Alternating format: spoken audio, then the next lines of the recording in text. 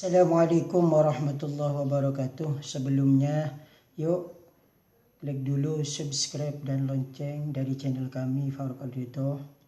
Kali ini kami akan menerangkan tentang batuk, gejala-gejala batuk dan pengobatannya. Batuk adalah penyakit yang memalukan, mengganggu bahkan mengurangi harga diri dalam penampilan kapan dan di mana saja.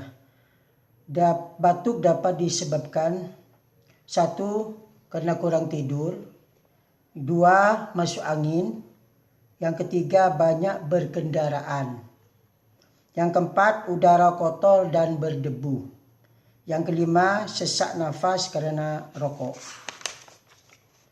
Pengobatannya, cara mengobati kalau orang tersebut terkena batuk. Yang pertama, ambillah air jeruk pecel. Air jeruk pecel dicampur dengan kecap terus diminum. Lakukan sehari 3 kali sampai sembuh. Yang kedua, ambillah jeruk nipis 2 biji, buah pala separuh, cengkih dan daun sirih secukupnya. Cuci bersih dan direbus dengan air secukupnya. Dapat ditambah dengan gula batu atau gula aren. Setelah mendidih, tunggu sampai dingin. Dapat diminum pagi sore sampai sembuh.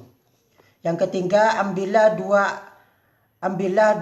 buah apel 2 atau 3. Campurlah dengan gula pasir dan siap untuk diminum sebagai obat. Selamat mencoba.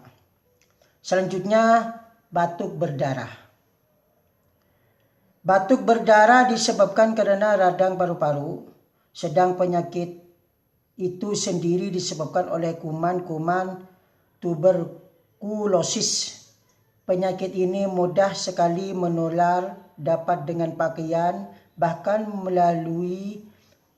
dapat melalui udara dan nafas orang atau penderita langsung. Gejala awal: 1.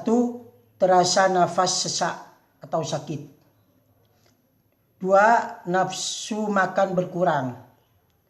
3. Batuk berlendir bahkan berdarah. 4. Suhu badan naik sampai 41 derajat Celcius lebih. 5. Muka pucat dan berkeringat di malam hari. Sebaiknya, kalau orang menderita batuk berdarah, sebaiknya 1. Istirahat yang cukup dan tenang. 2. Bernafas di tempat yang segar dan bersih. 3. Makan makanan yang bergizi dan segar.